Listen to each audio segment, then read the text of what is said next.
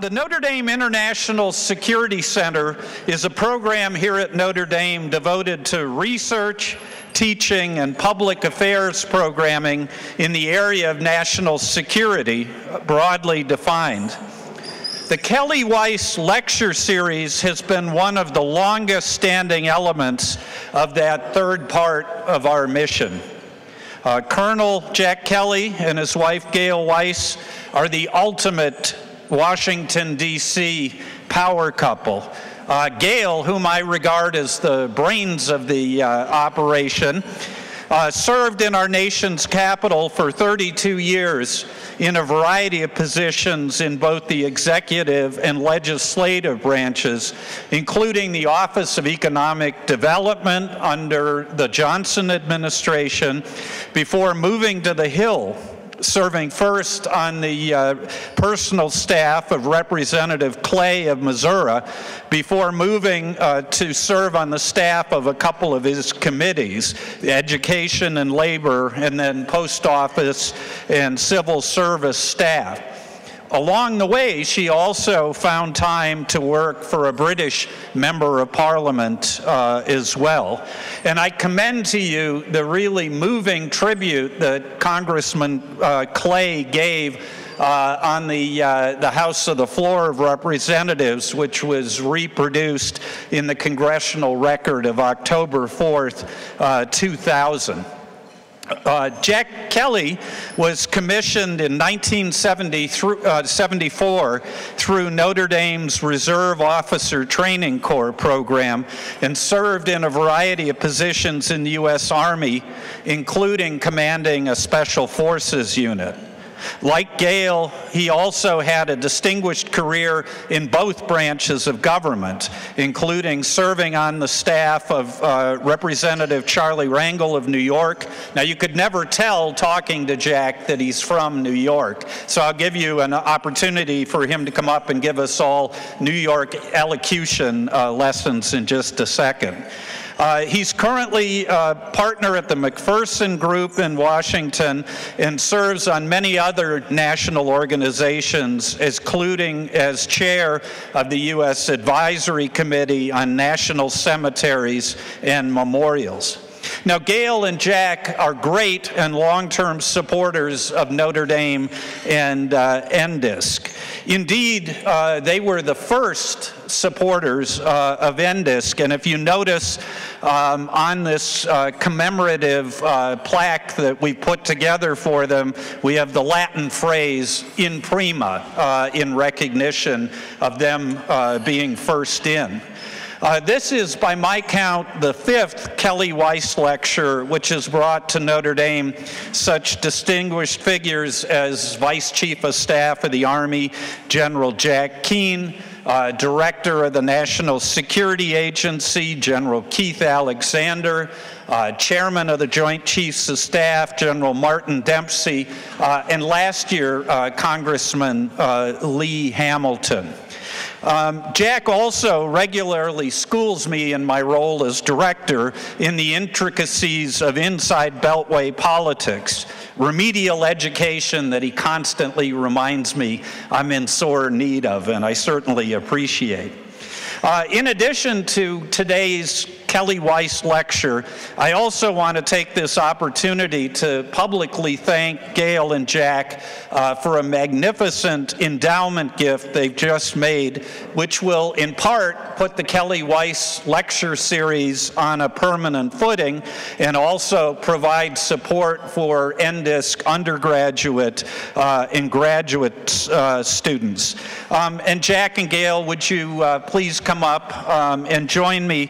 And I'd like to ask the audience to join me in thanking them for all they do for Notre Dame.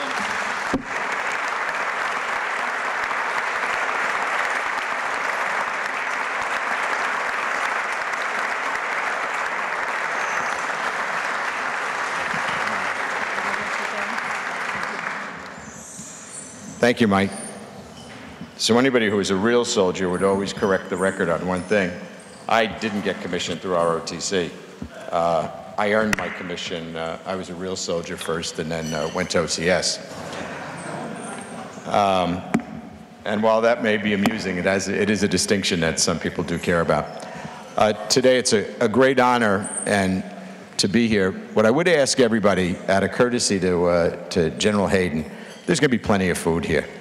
So take a seat, relax, find a little space, and we'll have the decorum that might be nice for a good exchange of interface between the general and the people here and the students.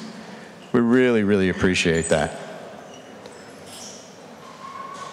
See, an infantry officer would have said, "Sit the heck down."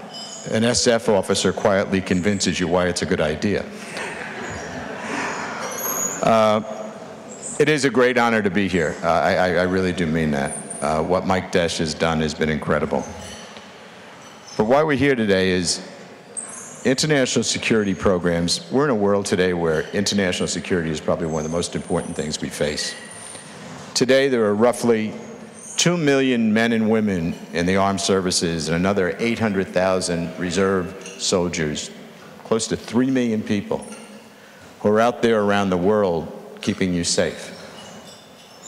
I know that doesn't sound, we sit here safely right now and we're enjoying food and a speech. We're going to watch a football game. But right now, throughout the world, 3 million Americans are doing something to make sure that you're safe and sound.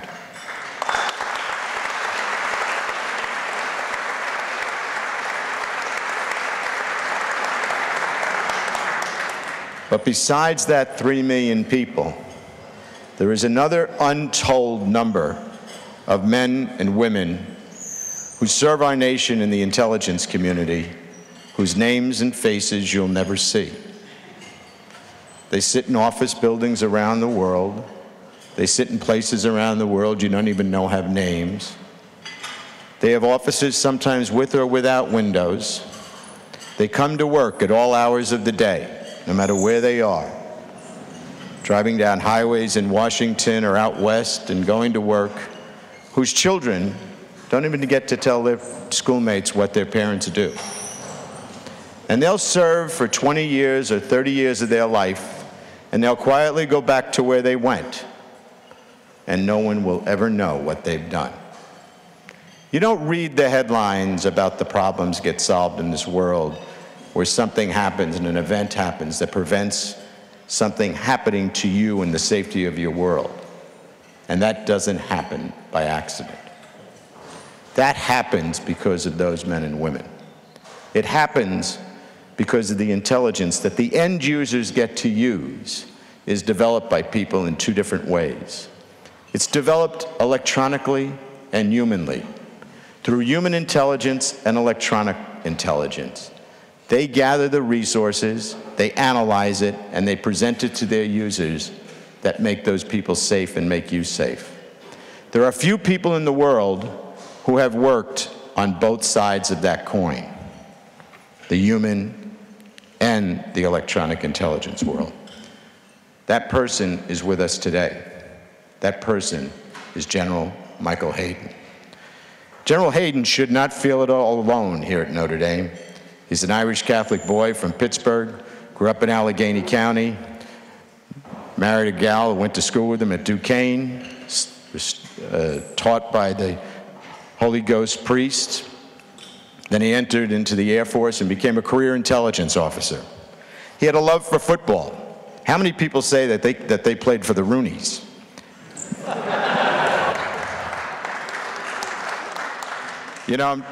Today's day and age, we don't have a lot of rapport between our cabinet secretaries. They point fingers at each other.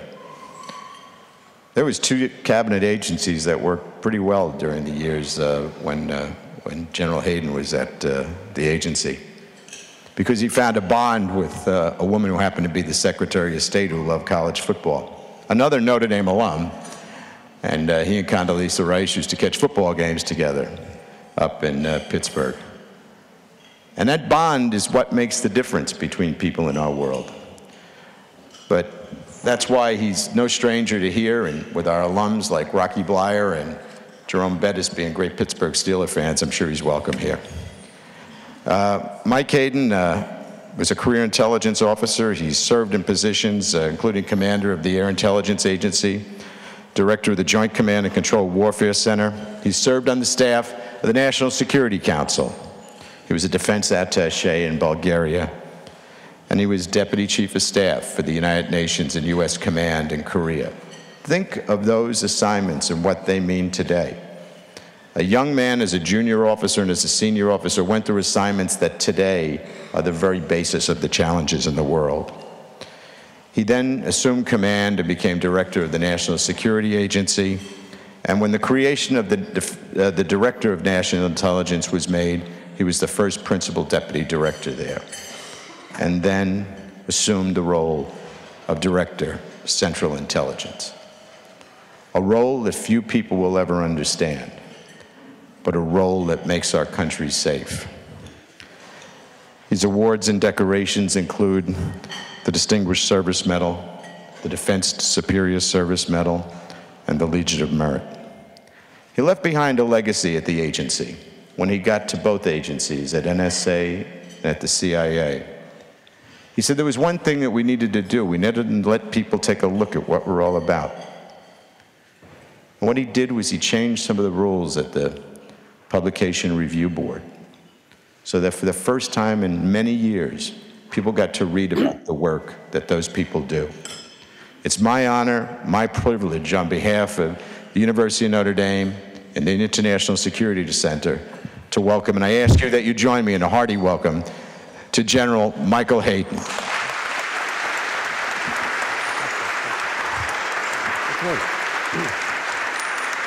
Thank you. Okay, good.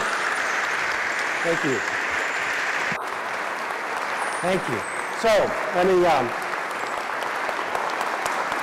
thanks. So to follow up on what Jack said and to make sure I establish my bona fides in front of this audience, I was with Jerome Bettis last weekend and Rocky Bleier the weekend before that. And the reference to playing for the Rooneys, I was Dan Rooney's quarterback in the Catholic Grade School League in Pittsburgh in the 6th, 7th, and 8th grade. So when you're thinking of Rooney football and Rooney quarterbacks, Hayden, Roethlisberger, Hayden, it's all kind of the same. Thanks for the chance to come chat. You can see I've over-prepared, all right? I'm not going to read a speech to you, but I do want to talk a little bit about the American intelligence community. The headline out there was kind of challenges for American intelligence in a changing world, all right? And if we want to talk specifically about a particular problem, the fun-loving Kim family of North Korea, jump in the Q&A and we can go to any particular point on earth. But I want to talk to you about the craft of intelligence, how it's conducted in a free society, and frankly, where some of the high stress points are between an institution that relies for its success on power and secrecy and exists inside of a political culture that distrusts only two things, power and secrecy, okay? So I've got 4 or 5 main points I want to hit, and then we can get into a generalized discussion. First point, I'm going to echo some of the things Jack said. We're actually not bad at this, all right? We are the, in fact, we're the envy of the world in terms of intelligence. Now, part of that is we're rich, and we throw a lot of resources at this. Let me give you the ballpark numbers. 100,000 people, $51 billion a year. And that's what's spent on national intelligence. I'm not even going down to the Marine Radio Battalion, all right?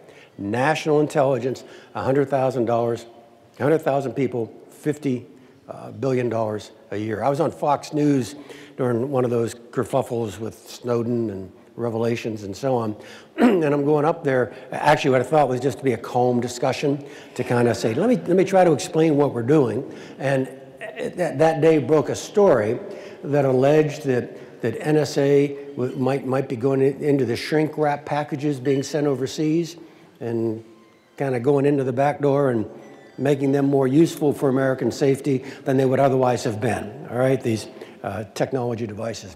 And I think it was John Roberts doing the interview. I mean, he was just breathless. Oh, and they're doing that, and you're doing that, oh.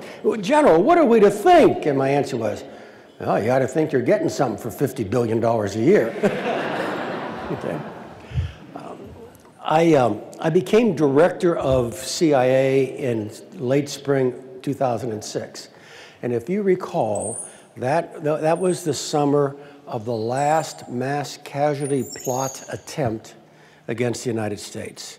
It was the wide-body plot coming out of Great Britain from a group, actually several dozen British citizens of Pakistani descent. It's a reason you can't take more than 3 ounces of liquid through the TSA checkpoint, because the weapon was going to be an explosive made in the bathtub that they were then going to put into sports bottles and carry aboard, and then ignite it, detonate it with batteries drawn from cameras.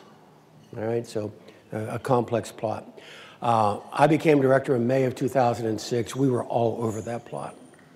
It was totally penetrated, and the British deserve a great deal of credit for it. That the American services were really strong contributors. In fact, the only argument we had with our British friends was, when are you going to arrest these guys? And the British, being that this was a domestic problem for them, wanted to let this run as long as possible to build up physical evidence for what would eventually be a court case. And the British aren't allowed to use intercepts in court. All right, phone taps are not permissible. And you can imagine an awful lot of what we knew about this came from agencies like the National Security Agency. So they were intercepted communications. So the British wanted the plot to run as far as possible. We were saying they've already bought the hydrogen peroxide, which is what you use to mix up the explosive in your bathtub. It finally was broken up in August of 2006. I'm sitting in my office, and a young officer came. I could hear a little commotion outside, and a young officer clearly was wanting to see the director. And my executive assistant, Mary Jane, came in and said, "I've got a young guy." Yeah, send him in. And he came in, and he had a model, all right, a model of a United Airlines aircraft, all right? And he said, "This is from my brother. He flies London to Kennedy. He doesn't know what you guys did, but he's very grateful." And he put it down, okay? So we're not bad. We're not perfect. This is hard. I was, early in my time as director at CIA, I was downtown talking to a group of people that I've learned since I've left government to call high net worth individuals, okay? And a bunch of venture capitalists. And so they wanted the director to do what my Army buddies call the big hand, little map once over the world, you know? What should we be thinking about? And right before I launched into it, one of the folks, his name you'd know immediately if I mentioned it, but I won't. One of the folks said, "Well, before you go, General, before you start, on a scale of 0 to 10, how would you rank CIA analysis?"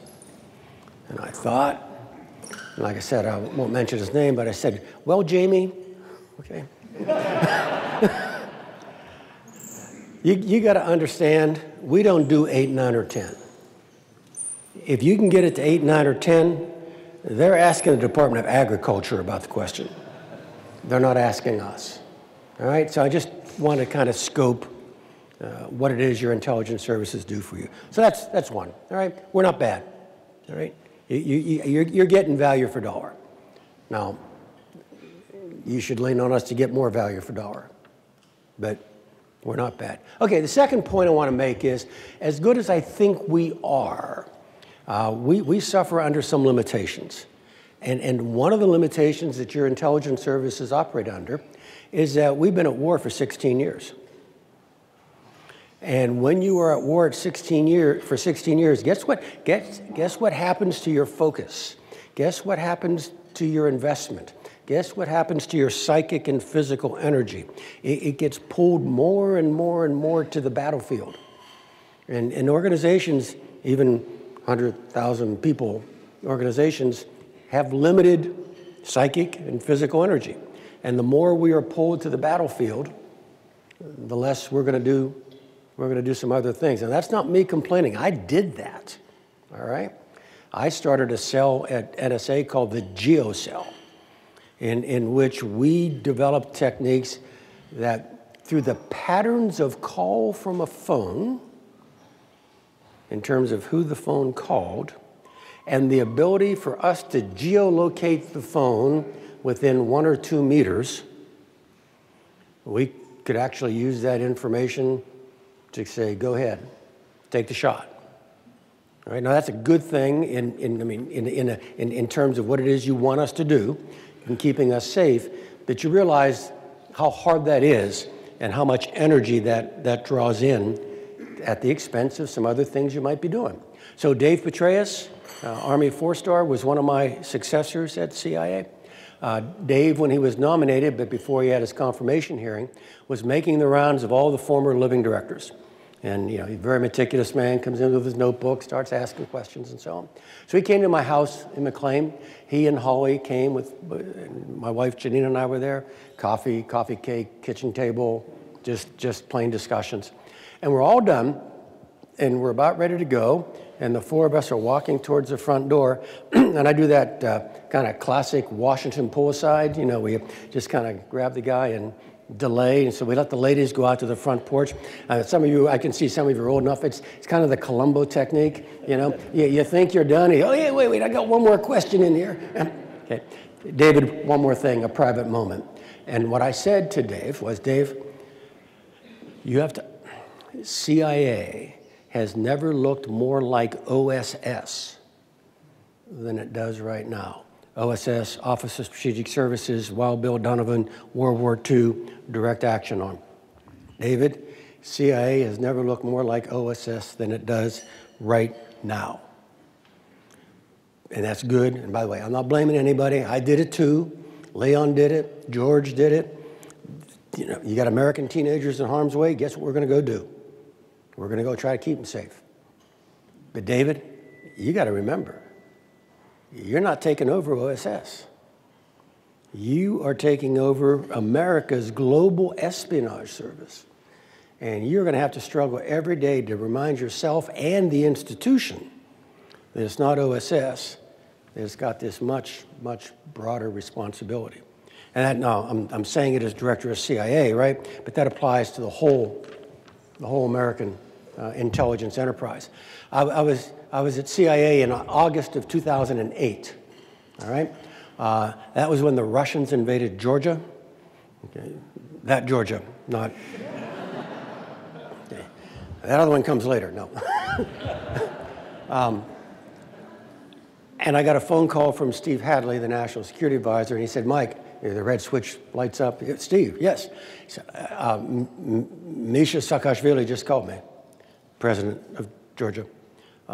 If he were here talking, you'd think he was American educated, friend of the United States, really good guy. Saakashvili calls and says, the Russians are invading. It's a complicated story. Misha may have thrown the first punch, all right? And the Russians responded. And anyway, the question he has is, are they coming to Tbilisi? Are they coming to the capital? All right, now, in the event, they did not. They came down to a town called Shkin Valley, and they hooked right, and they just hived off 2 Russian-speaking provinces, South Ossetia and Abkhazia. But we don't know. All right, so Steve says, Mike, president of Georgia just called. He wants to know, are the Russians coming to his capital? So I gave him the strong-willed intelligence officer response. I'll get back to you. So I hung up on Steve and went to my outer office and said, Mary, my executive assistants, get my Georgia people up here right away. And they started going through the cardboard Rolodex and going through the electronic Rolodex, and they're sending messages and they're on the phone. And I turned over here towards my chief of staff and said, we got Georgia people, right? Now, we did, and they were great, but you get the point, all right? They weren't regulars in my office, okay? Again, so you just need to understand that this war has created an emphasis you will agree with, but it's not free. It does leave some space out there that we aren't doing some of the other things we would have done had it not been consumed by the conflict. Okay, so we're not bad. We're more tactical than we probably ought to be over the long term. more tactical, more operational, more present tense, at the expense of being strategic, nuanced, long term. All right, third point I want to make is there's a bit of a wiggle in our social contract with you. Now, I already told you we sit a little uncomfortably inside American political culture because we're powerful and secretive, and that's not who we are, all right? You all familiar with the Snowden revelations and all those stories going out? The first story out the door was something called the 215 program. So I think some are nodding, some of the students are familiar with it. It's a metadata program. It's not what you said, it's just the fact a call was made. You know, who called whom, when, how long. Metadata, fact of call, not content of call. NSA had been acquiring, in essence, your phone bills since October 2001, and creating a massive database with the purpose being that if we rolled up a Al-Qaeda safe house in Yemen and we grabbed a phone that we had never seen before and go, whoa, he's a bad man, this is his phone. I wonder if this phone has ever called the United States of America. And you could go to this gajillion record database and say, hey, this number here, does it ever show up in here? And with very powerful algorithms, it says yes or no. If it says yes, you know, metaphorically, this number in the Bronx goes, well, yeah, he calls me every Thursday. And then we get to say, yeah, then who do you call?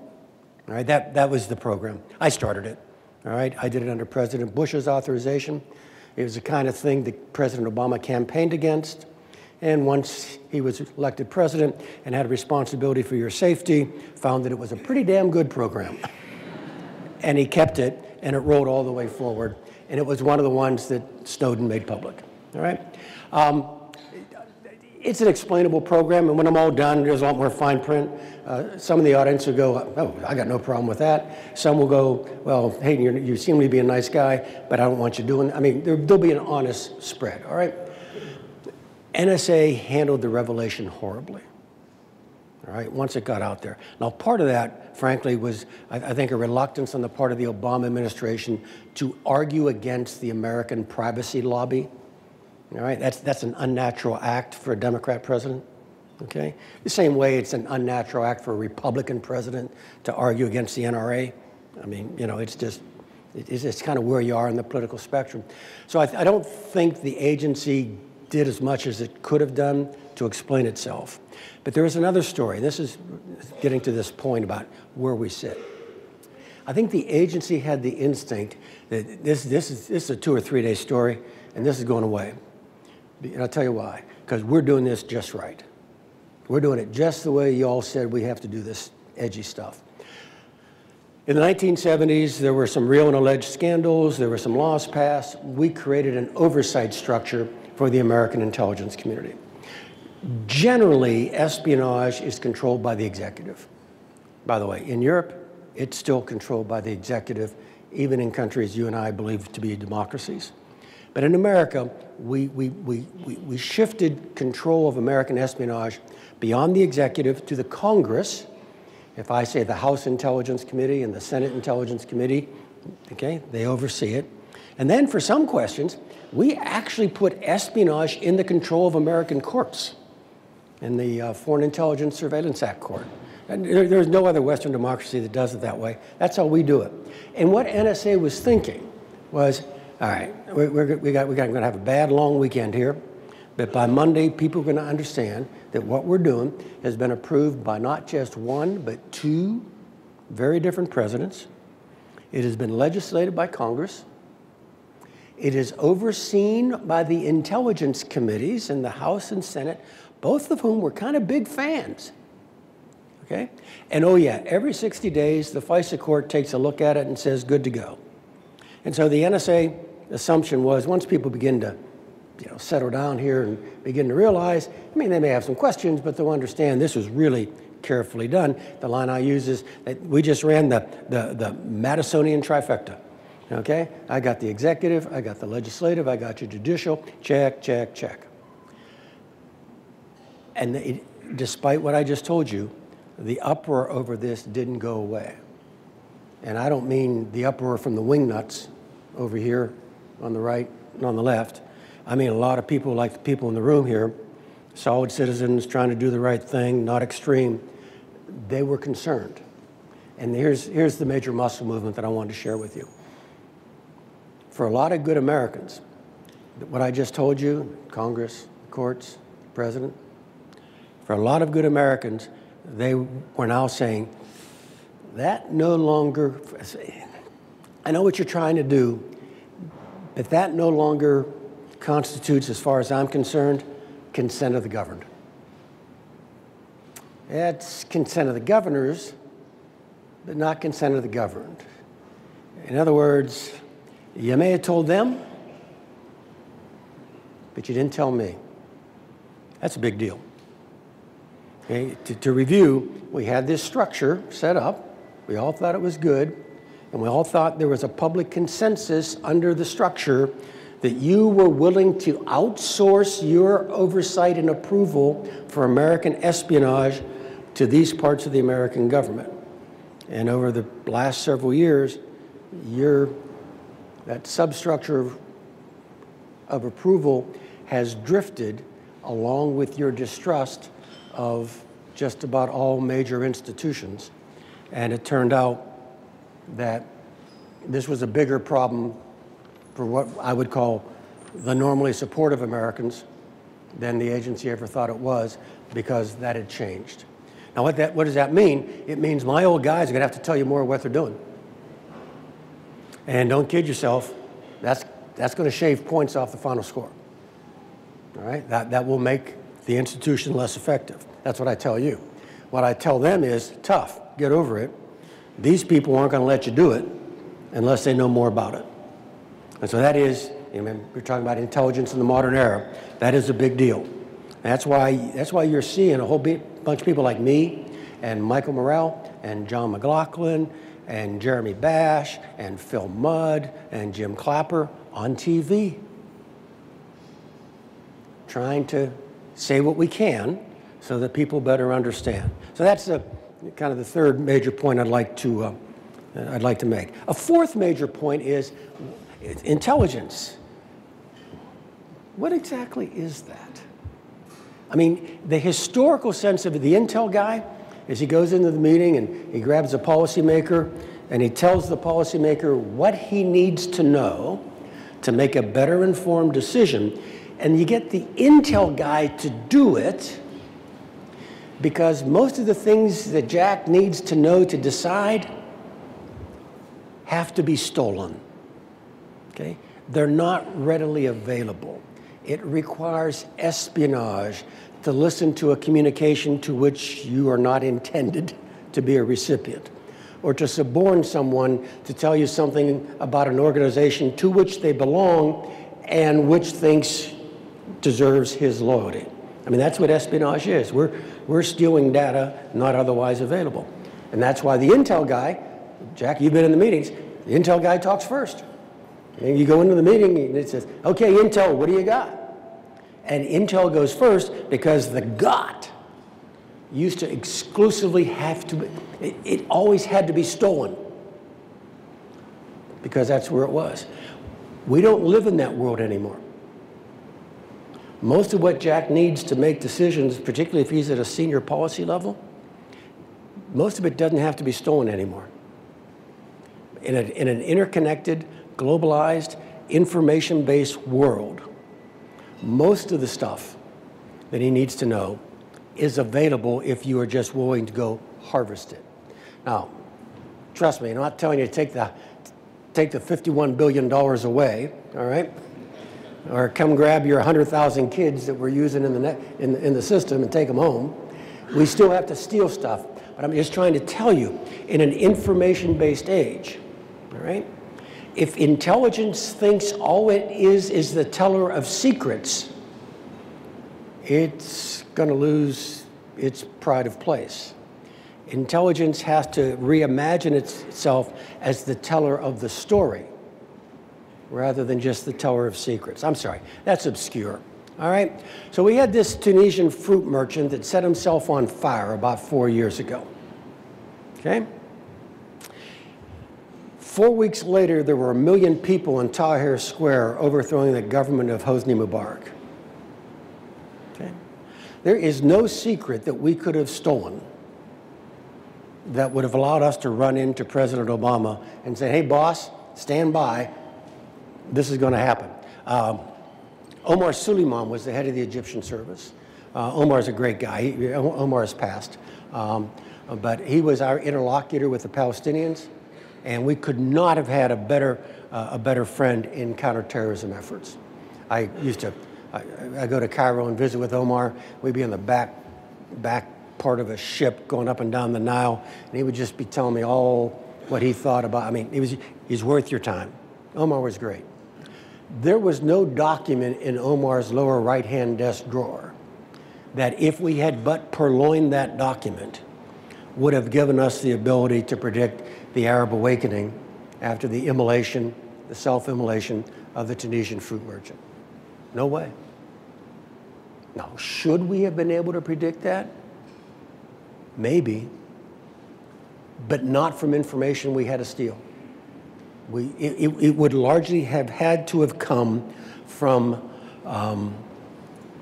a broad, deep, civilizational, cultural, historical understanding of what was going on in the Arab world at that time. Now, I know what you're trying to do here with the center, so let me give you something that actually might even feel like a little infomercial for the center and what it is they're doing here, but to kind of kick the podium about, in today's, it's always been true, but it's really true now, okay? It's not the little specks of data that you might steal. It's not the powerful algorithm that will disambiguate oceans of information you're able to suck up through one access or another, but it does. Success very often relies on something deeper, something, dare I say, liberal artsy, okay, as opposed to just technical. So I was the J2 for U.S. forces in Europe, all right, and this is in the mid-90s. J2 is the head of intelligence for U.S. forces. It's the mid-90s. The war was the war in the Balkans, all right. It was Croatia. It was particularly Bosnia, and I had this young Navy lieutenant who was briefing the 4-star deputy commander of all U.S. forces in Europe, Chuck Boyd, Air Force general officer. And he's briefing the fighting around a town called Mostar, which is south of Sarajevo along the Neretva River. And Mostar is kind of on a dividing line between Croats and Muslims, all right? So he's briefing the fighting, and the general says, whoa, going too fast. Who's engaged here? He says, oh, sir, it's the Croats and the Muslims. The Serbs have already been ethnically cleansed. They used to live up in the hills here. They're gone. Okay, it's Croats and Muslims. Fine. Who's on the attack? Who's taking the fight to whom? Oh, sir, all Croats. The Croats are fighting. They have the upper hand? Yes, they have the upper hand. How far are they going? Sir, they're going to go down right here to the middle of town to the Neretva River. Oh, okay. Is that a good defensible line? And the lieutenant goes, yes, sir. The banks of the river drop off there about 10 or 15 meters. It's a very defensible line. All right, good, son, thank you. But, sir, that's not why they'll go there and stop. And the 4-star goes, all right, why? God is my judge. The kid says, because in the great schism of Christendom in the 11th century, the dividing line between Catholicism and Orthodoxy was the Neretva River. The Croats are Catholics. They're loyal to Rome. They'll go to the Neretva, and they'll stop. And they did. So what I'm describing to you is we in intelligence, if we just think we're the teller of secrets, we're going to be, I didn't do anything. We're going to be telling an incomplete story. And it will be less and less complete as we go forward because so much else is available out there. Okay, 1 or 2 more points, and then we'll take some questions. You all followed the election thing, right? There's always a tension. There's always a tension between the intel person and the policy person. Or more broadly, there's always a tension between the intel person and the decision maker. And, you know, that could be a battalion commander in a canvas-covered sand floor tactical operations center. But there's tension between the intel and the decision maker. Now, I'm gonna step this up, and we're just gonna go to the Oval Office. There's a natural tension between the intel briefer and the president, all right? Let me describe, permanent, doesn't rely on the personality. The permanent tension is they both have to get into the same room. And there's kind of got to be a little bit of a mind meld in the room. In other words, the intel person's got to get in the head of the president. But they come into the room through different doors. The intel person's door is marked facts, okay? The president's door is marked vision, the one you voted for, right? Fact, vision. Intel, world as it is. Okay? Policymaker, president, world as we want it to be. Fact, vision, as is, want to be. Inherently inductive. Data, data, data, evidence, evidence, evidence, general conclusions. Inherently deductive. First principles, again, the ones you voted for. And how do I apply them to a specific circumstance? Fact, vision, as is, want to be, inductive, deductive. Inherently pessimistic, okay? Comes just naturally with the turf. Bob Gates, before he became SecDef, was DCI, and Secretary Gates used to say, when a CIA analyst stopped to smell the flowers, she then looked around for the hearse, okay? Pessimistic, optimistic. Fact, vision, as is, want to be, inductive, deductive, pessimistic, optimistic. And the challenge for intelligence is to get into the head, hunt down this other person in that room, even if they're hiding, okay? Hunt them down and get in their head without breaking the tether to the door, because that's your only ticket. You have no right to be in the room unless you're the fact-based, world as it is, pessimistic, inductive person. So that is always a tension. It was probably the easiest in all of history for Bush 41, because he used to come into the room through the other door. He was DCI. It probably would have been a fairly light lift for a President Hillary Clinton, because she had the treatment for 4 years as Secretary of State. So I can picture the first briefing for President Clinton along the lines of, so where were we? And then just picking it up. We always knew that if Donald Trump were to be elected president, this thing here was going to be a little heavier lift than average, because all this stuff over here, he got extra doses from the Creator. I mean, he is intuitive. He's got almost this preternatural confidence in his own a priori narrative of how the world works. And we're coming in here with evidence, fact-based syllogisms, all right? So we knew this was always going to be hard. It is an American tragedy that the first time my guys had to meet him and begin to climb that mountain, which I told you exists for everybody, the first time my guys had to meet him and climb that mountain, it was over an issue that other Americans, not the intel guys, but other Americans were using to challenge Donald Trump's legitimacy to be the president of the United States.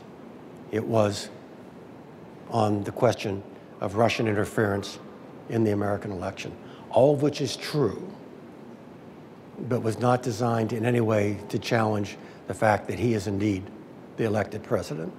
That is a perfect storm and has created a great deal of turbulence now between my community and the president's. That's that circle. There's a wider circle. You know, the Oxford Dictionary's word of the year in 2016, post-truth, defined as decision-making based upon emotions, feelings, and preference rather than objective reality. And that is a broader, it's a broad enough condition that it was the damn word of the year, all right? And it is a condition that I think gets frequently exhibited even at the highest levels of our government. And so if you've got decision-making over here based upon preference, emotion, and I'm coming into the room with what I hope is an evidence-based, fact-based narrative, do you see the challenge that Mike Pompeo and Senator Coates have in trying to get into the head of this president who just makes decisions in a different way than almost all of his predecessors had made them? So you've got an awful lot going on in the intelligence community. Remember where I began. We're not bad at this. Okay? We are a safer country because of what all these folks are doing.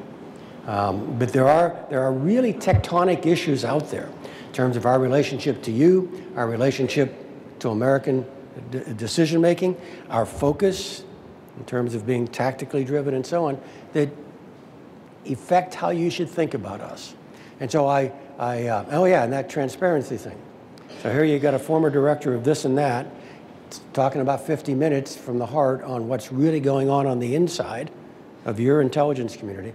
Take that as an invitation to reflect on these issues, to read about these issues, and then finally to make your views on these issues known. We follow your lead. You tell us where the lines are. We'll always play inside them, but you're the ones who are responsible for drawing them. And with that, I'll stop, and I think Mike's going to MC some questions. Do you want to recognize people and then I'll give them the microphone? Sure, that's fine. Thank you very much, General Hayden. The generals graciously agreed to answer questions. Please keep in mind that we have a big room, and it's a beautiful room, but the acoustics are not optimal. So I'm going to, when the general recognizes you, come around with the microphone, and I think we have our first recognition. We have a bias towards students here, so. Thank you very much, General. Very informative and expert talk. We're all very grateful. Thank you. You mentioned coming from the world of details, facts, and you're better than anyone in analyzing policy today. President Trump has indicated that he'd really like to rely on the CIA and covert actions in Afghanistan and elsewhere as part of his broader strategy. Can you tell us objectively, is this within the capabilities of the CIA? Is this effective to rely on the CIA in this manner? Is it possible? Yeah. So let me just talk a little bit about covert action. You know, this is not my avoiding your question, but it requires a little context, and then I'll take a shot at the end. CIA does covert action. For those of you who have real lives and don't have to focus on this much, the definition of covert action is activity designed to influence foreign political, military, or economic events in which it is intended that the hand of the United States government be hidden. All right, hence the covert action, right? Number one, let me tell you who is almost never a fan of covert action. The Central Intelligence Agency. I mean, I was there 3 years. We recommended one, and it was turned down. By and large, covert action comes out of those long meetings about Darfur or South Sudan, or, you know, and you're there for, Jack, the intel guy gets to tee it up. Hey, it's really bad, and you lay it out. And then the power ministries, state, defense, chairman of Joint Chiefs, they talk it all through. These are really hard problems. Meeting's almost over. They got bupkis, all right? They don't know what to do. And at the end of it, they turn down the end of the table and say, hey, what about you guys? Is there something you guys at Langley might be able to do? That is generally the evolution of covert action, all right? I mean, an impulse to act without any good options to act on. And then they turn to us. So we are always very, very suspicious. I mean, not of our masters, not of our political masters, but, you know, there's a reason these guys want to keep it covert, right? I mean, it means operationally, ethically, and legally, it's probably edgy. And so if you're going to be the agent, well, you're going to wring this out really, really carefully. So that's kind of the broad background with Covert Action. I did several. I did it conscientiously, try to reflect my values, the agency's values, your values. By and large, we were generally successful. Some of them, when they became public, were controversial. Others have not yet become public. When they are, they will be controversial, because after all, that's why you did it covertly to begin with. President Trump has a tendency towards action at the expense of reflection. Okay? You didn't know that, right? And so if I'm director, all right, I'm going into the meeting understanding that this is a man, I mean, that's a description, that's not a criticism. Here is a man who likes to get to the do. I would offer you the view that his predecessor, it was hard to get him to the do. Okay? He liked to reflect, almost too much. Okay? President Trump's on the other side. So if I'm the director, all right, I'm recognizing that characteristic and therefore trying not to be reflexively enthusiastic about every suggestion and trying to say, well, let me have my guys look at that, Mr. President. Okay, on the surface, and then you just kind of get off stage with something. Covert actions sometimes are very useful. All right, covert actions sometimes are the only choice you have between war and doing nothing. I would never do covert action. Well, here, let me end it this way.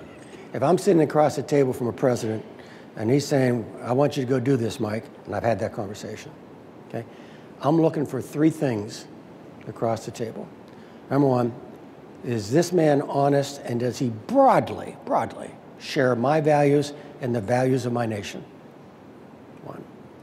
Number two, is what he's asking me to do part of a broader, coherent strategic plan, or is this something instead of a broad, coherent strategic plan? And then number three, will he have my back when this hits the fan, because this is going to hit the fan? Those are the three things I'd ask. And I would suspect that's what Mike Pompeo is going to ask. Yes, sir. Well, here. Yeah. And there's one behind you here, Mike. General, thank you very much. I'm inquisitive about the question that you kind of prompted when you first started about our friend in North Korea. If you would like to address that. Sure. Yeah, it's the problem from hell. There are no good solutions. He's not crazy. He's ruthlessly calculating. And he's calculating that neither he nor his regime will survive if they give up weapons. There you go. He'd be crazy to give up his weapons. He's not crazy. He's seen the movie, the one, the premiere we organized, Muammar Gaddafi. He saw the second bill on the thing, Saddam Hussein. Even looked at the selected short subject, Ukraine. Remember, Russians gave Ukraine permanent territorial guarantees in return for returning the Soviet weapons to Mother Russia. And of course, so his decision matrix is, if I don't have these, that's what happens to me. Now we've got a president who says, I cannot let him have these. So I'm concerned. I'm concerned. Can we take one? Yeah, you bet. And we got some over here. Thank you. Harry Truman said that they brought the CIA into existence. By 1960, he said it was a rogue operation. The Church Committee, 1976, investigated all of the operations that the CIA was involved in illegally during the Vietnam War. Now, you can say that maybe they're being proactive, but if this is the case, I'd like your analysis of what happened at 9/11. We had the biggest intelligence failure in United States history. CIA is in charge of this. Was it incompetence, or was 9/11 an inside job? I can take care of that last part easy. No, It wasn't an inside job. So to begin at the beginning, yeah, I mean, remember, powerful and secretive inside a broader political culture. And some of the things you suggested actually brought forward the oversight regime now that includes the parliament, I'm using that term intentionally, all right, and the courts, because even our British friends don't do that, right? The French don't do that. And so the answer to what were alleged and real abuses, and there were abuses and there were illegalities, in many cases they weren't so much illegal as there was no standing law, all right, that actually drew lines. But we had the reforms and shared oversight of, again, for the reasons you described, the shortcomings you described, shared oversight no longer just within the executive, but in the legislative and judicial branches too. So that was the American kind of secret sauce to prevent that from happening. 9/11, look, George Tenet was running around town with his hair on fire for the entire summer of 2001, saying the system's blinking red, the system's blinking red, the system's blinking red.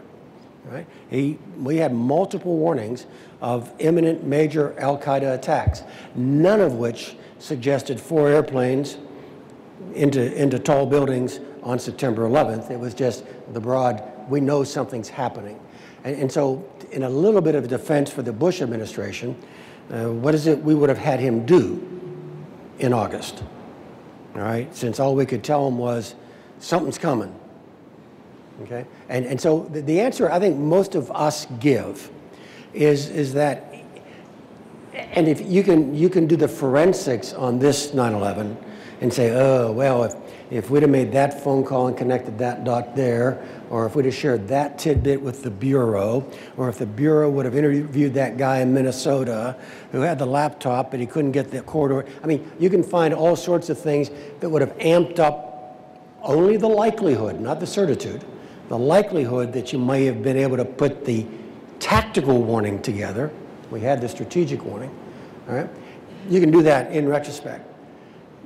But I think the view of folks like me is even if you stop that 9/11, a 9/11 was going to happen. And it was largely because of the way we, the 300 million we, were structured, all right? I mean, for example, y'all put up with an awful lot flying on airplanes today in order to get through TSA.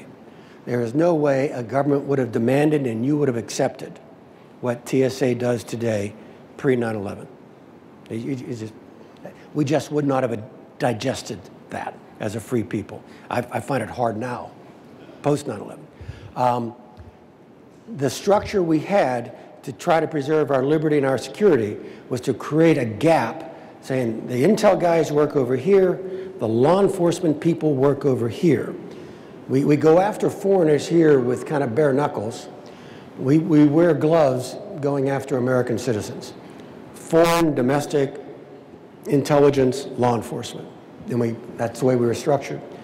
And what happened on 9/11 was that those 19 guys kind of just drove through that gap I just described for you, where we had a foreign attack, no question, foreign attack mounted within the United States of America. And so what we did after 9/11 was to try to stitch up that gap between foreign and domestic. All right, the logic should be clear. But the approval wasn't unanimous or automatic. That's the Patriot Act, okay? That's the terrorist surveillance program. That's stellar wind. That's all your metadata sitting up at Fort Meade. Even post 9/11, these were controversial programs that we still argue about. But the sum total of all those, and this is important, and the fact that we stopped playing inside our own goalmouth and started kicking the ball way down the field and getting into the other side's defensive zone and began, frankly, a ruthless targeted killing program against the al-Qaeda leadership in South Asia. All of that shifted this all over. But we can't do any of that. You won't let us do any of that just on somebody's briefing that something bad might happen in the future. We only get to that point, and with great controversy, do we get to that point only after the attack took place. So the 2006 wide-body hydrogen peroxide, that's the last mass casualty attack anybody's planned against us. And our sense is that's just not going to happen. And never's a long time, and Intel guys don't like to say words like never. But the slow-moving, multi-actor, multi-thread, mass casualty attack against the iconic target, we're all over that. So what do we suffer? We suffer Chattanooga, we suffer Orlando, we suffer San Bernardino, but not that. So, yep. Thank you for your question. Who's got a mic? Yes, sir. Hi, thank you very much. To go back to Korea, you said that he was rational. Does that also mean that you assess that he is deterrable? And how do you make such a judgment about other people's psychology and mentality? Second thing, if we do go to war with them, how confident are we that we can hit them, what we need to do in light of, say, the Scud hunt or the hunt for bin Laden, which weren't exactly successful? And third, how likely can we detect a potential export of a nuclear weapon to the port of Los Angeles? Thank you. Okay, so what was number one? Sorry, what was the first question? First one, how do you assess someone's rationality? Oh yeah, rationality. So look, so you've got General McMaster out there last week, and I watch this stuff very carefully, and HR said, we will not accept and deter strategy. All right, so that's a big deal. Well, read that line a couple of times. It is not acceptable for us to allow him to have the capability, and then we will deal with the capability by deterring him and, frankly, defending ballistic missile defense and so on. HR said that is not the president's policy. We're not going to do that. That's. I mean, you're asking me to do the math? The only way to do that is to go to war, because I don't think you talk him off the ledge for reasons I described. So that's one. So then the question becomes, if you go kind of where I'm leaning, and actually a lot of people are leaning, which is, a lot of people are thinking it will be more dangerous to try to stop him from getting to that place than it would be for us to simply deal with him in that place. Okay? That's an arguable proposition, but you understand the parameters. All right. If you accept him in that place, now you're deterring and defending. So what do you do? I think we can do that. I think we've got experience. I think we know enough about his survival instincts that we can create the math that he would be very reluctant to do that sort of thing. By the way, it's going to mean a lot of money. We're going to have to really, really amp up ballistic missile defenses, not just in the region, but in the Pacific Northwest and in Alaska. That's going to be, because this is going to be a limited size force. I mean, he can't flood the zone on us. He can't overwhelm defenses. And so if you can be really good against the 1-off or the 2-off or the 3-off, you've probably done well. What a war looks like. It looks like World War I. All right? If war starts in the Korean Peninsula, we win, but it's really bloody. And there are probably hundreds of thousands of casualties in the first hours. Okay? How many been to D.C.? Flown into D.C.? Yeah, okay. The South Korean president's residence is called the Blue House. Okay?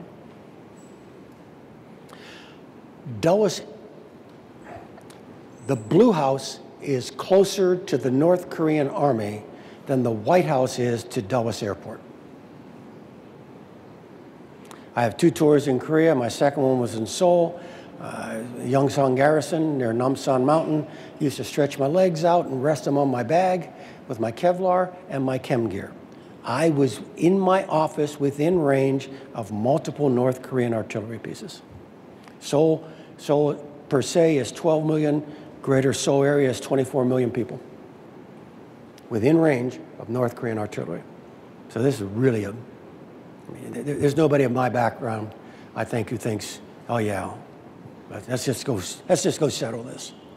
I think the more you know, the more you think this is not this is not a place we want to end up. So, okay. Yes. Thanks again, General, for coming today. 2-part question. So one, I've read some views that we got SIGINT heavy over this past decade or more versus human. So do you have a view on that, and where are we today? And then on maybe a different note for the students here, if there was a desire to serve in the intelligence community, what would you study, given what you talked about earlier? So the SIGINT human thing, SIGINT, signals intelligence, technical stuff, all right? Human intelligence, human sources. Now in the modern world, they begin to blend. I mean, just like your digital personality begins to blend with your actual personality, right? In intelligence, it's a little harder to distinguish between the two enterprises. We Americans instinctively trend technology, okay? Just Americans, not CIA. America trends technology. I mean, when we got a problem, we think of how much money and what technology can I apply. One of our last showing up instincts is, I need to throw a lot of human beings at the issue. That's just not how we do it. We throw money, we throw technology. So those are our instincts inside this too. So we're unmatched technologically. We find doing human intelligence, I actually think we're good at it, but there are cultural things that make it harder for us to do. When I was doing my description, I think you were my spy, I was saying, and suborn someone to betray an organization which believes he deserves his loyalty. That, you know, other than on 24 or Homeland, we Americans kind of, I don't feel comfortable about that. We do it, and we're pretty good at it. But there's just this cultural pushback. On the other hand, you know, making somebody go, and then pulling the secret out technologically, that just hits our sweet spot. That's in our wheelhouse. So that a director of CIA, who's responsible for human intelligence, knows that he is swimming upstream in the broader American culture. And so he's got to work extra hard to make sure we're good at human, all right? And that actually ties into your last question, what should you go study, right? So this information is getting dated, but I think it's still relevant. My last full year as director was 2008. We had 160,000 applicants for CIA. And I don't mean that number of clicks on the website. I mean all that invasive, tell me everything, everywhere you've lived and everybody you know, fill in the blank. I mean, very painful, invasive process. We had 160,000 applicants. Now, the entrants were much smaller, but that's actually a classified number, but it's a really small number. The characteristics of the cohort that came in, average entering age, 29, okay? And the two most distinguishing characteristics are life experience, obviously, if you're 29, and for about a third of our entrants, life experience was being a GI.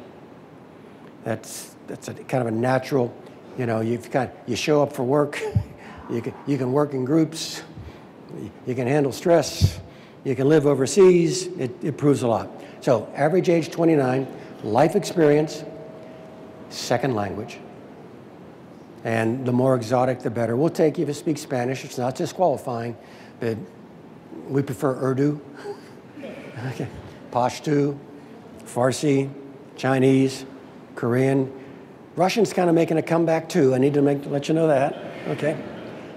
And those are the things. So when I talk to your students, which I did last night, to one very bright young woman, I said, "Were you studying any language?" And she goes, "Yes, I'm studying Arabic."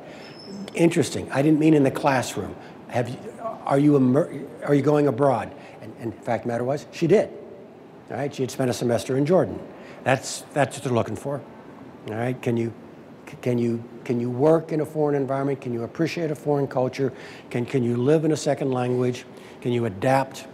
And so on. Those are the things that we're looking for. By the way, that translates to the analytic workforce too. All right, those are transferable. Okay. Yep. And that application rate has been consistent. So we have had a great blessing from the American people. You're sending your children to us at the really highest quality level. Great talk, General. Thank you. What is the intelligence community doing to address the threat of bioterrorism? Yeah. So when we looked at the weapons of mass destruction kludging with the terrorist threat, all right? The way, so we have to balance how bad could it be with how likely is it to happen? And our racking and stacking for terrorism and mass destruction from more to less likely, chem, bio, nuclear contamination, nuclear detonation. And that's so, I mean, kind of scientifically, that's where we saw it. So we spent a lot of time trying to make sure, number one, controlling nuclear materials is how you do this one. This stuff you can kind of do in the basement, so you really got to work hard. And so when we found, I told you, we went ruthless after 9/11. All right, we had a targeted killing program, and obviously, when you do something like that, you know, Thomistic, believe it or not, Thomistic theology kicks in about jus ad bellum and jus, you know, justice in war, and so on, and you've got the principles of necessity, proportionality, humanity, and distinction. And those are, that's traditional Catholic thought, but it's also American legal thought, all right? So when you're doing the math, humanity, I mean, in terms of what are the real facts, necessity, what are you trying to do? Distinction, can I make a difference between people I'm mad at and people I'm not mad at? And then finally, proportionality. How much evil am I willing to accept as a byproduct of my action based upon the necessity that began it in the first place? And I guess I would just suggest to you that if we're looking at somebody who's pouring things from a beaker to a beaker or doing something with bugs, that affects that calculation. We are far more willing to be aggressive, that the necessity of the attack begins to move your scale with regard to proportionality. Does that make sense? So we chase it a lot, and we act on it too. General, we have one over here. Yes, sir. Yes.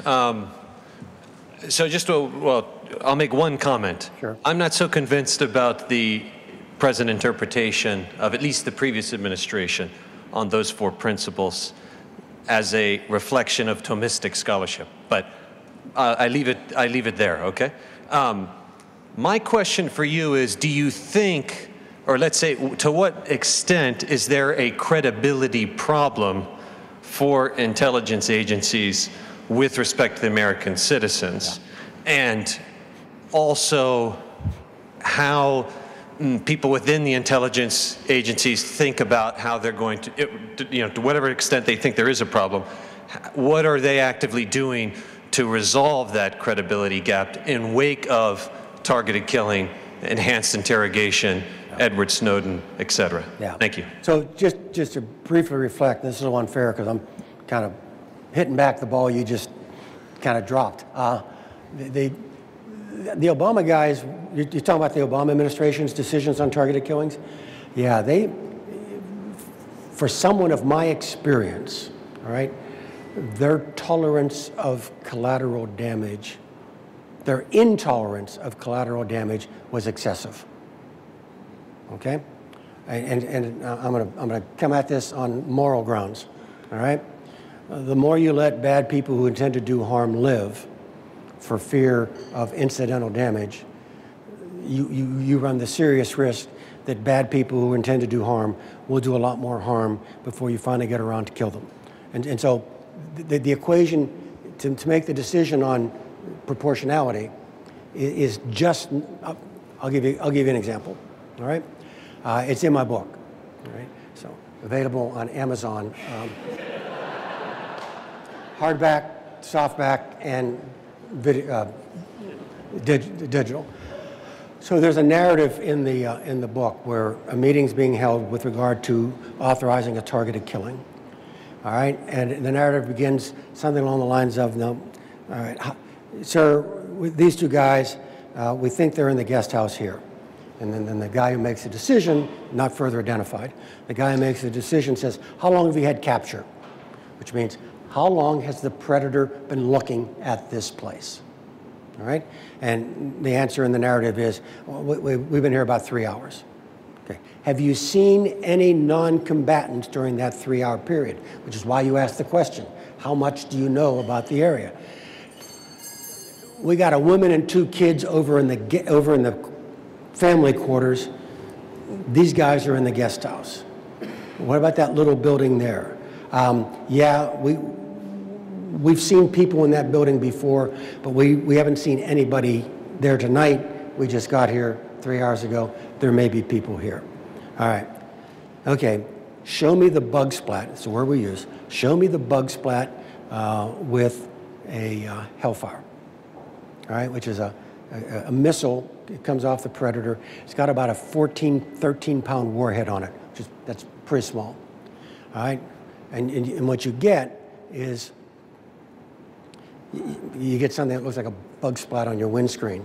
You get a little reddish area, you get a yellow area, you get a green area, and they're not concentric. It has to do with the physics, the angle, the walls, and so on, so you get that.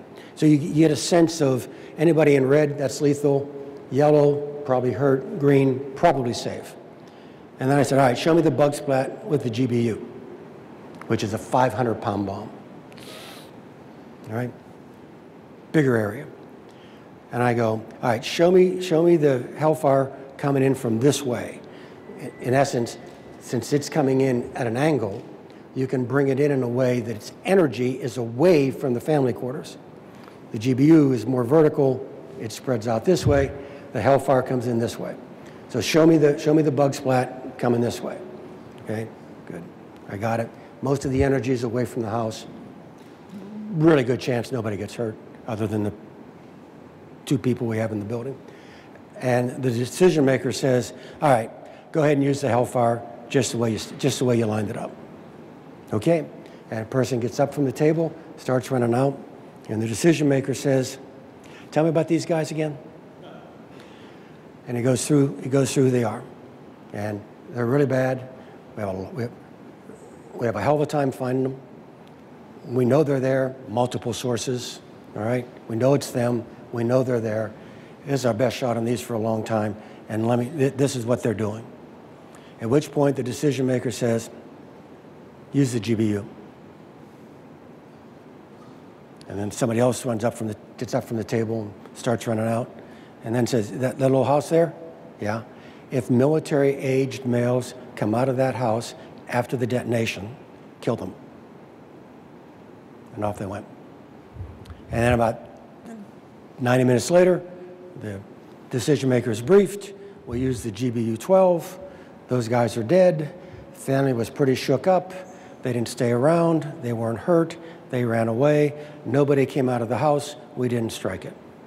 Now that's, you vote yes, no, indifferent, makes you happy, makes you not happy, but that's what people you have empowered to act on your behalf for your defense do, and do with the best moral calculus they can create, understanding that they have also a moral authority. They also have a moral responsibility to defend you. So, anyway, that's how it's done. Any others?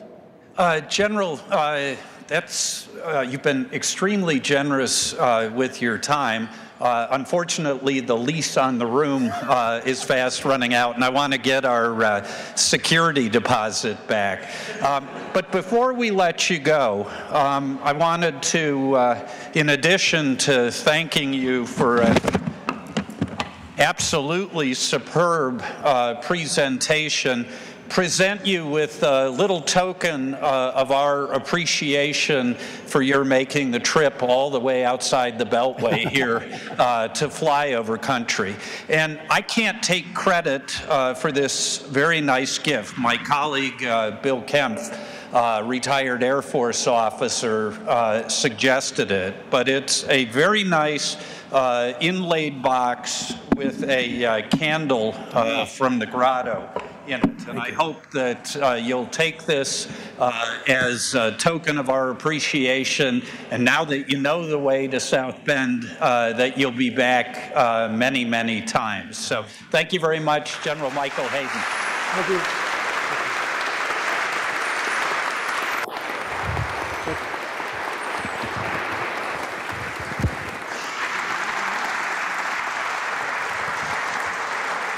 And please let me once again convey my thanks and my thanks of all my colleagues to Gail Weiss and Jack Kelly for their support over the years that made these sorts of lectures possible. Jack and Gail, thank you.